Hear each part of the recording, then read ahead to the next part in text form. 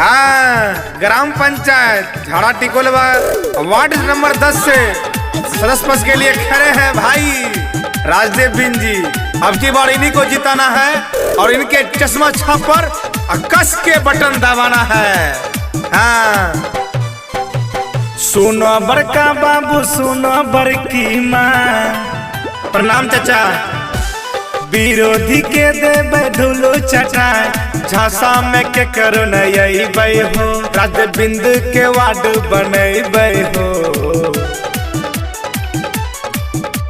चश्मा छाप पर बटन दबाए के वार्ड सदस्य जितेबे हो। चश्मा छाप पर बटन दबाए राजदेव बिंद के जितेबे हो। जिता दो भाई को, जिता दो। बहुत नेक दिल आदमी है, बहुत ही मिलनसार आदमी है, बिल्कुल ये वार्ड के लायक भी है। हाँ, वार्ड जब बन जाएगा तो अपना वार्ड में पूरा एकदम विकास होगा। हाँ, जनता के बीच रहे हरदम खारा, चारों बगल इनके चर्चा छे बारा। हाथ जोड़ी मांगे छे सबका से वोट हो, जितबे में इनका करो सब सपोर्ट हो। करते विकास छे मन में आस, करते विकास छे मन में आस, जीत के माला पहनबे हो। 4 नंबर पर बटन दबाइबे, चश्मा छाप के जितेबे हो। चश्मा छाप पर बटन दबाइबे, वार्ड सदस्य से जितेबे हो।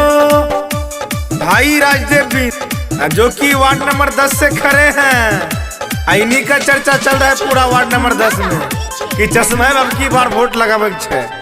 अब बटन ओकर है दबावे छे, जे अपना सबक में चश्मा लगबै छियै, लगैला के बाद हीरो बन जाइ छियै। हाँ, गली गली बनते सड़क नाला, शहर जना लगते गाँव घर मोहल्ला।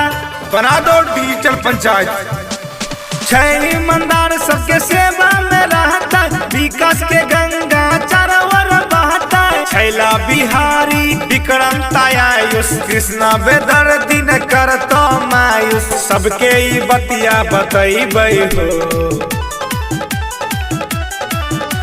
4 नंबर पर बटन दबाइबे, चश्मा छाप के जितेबे हो। चश्मा छाप पर बटन दबाइबे, वार्ड सदस्य से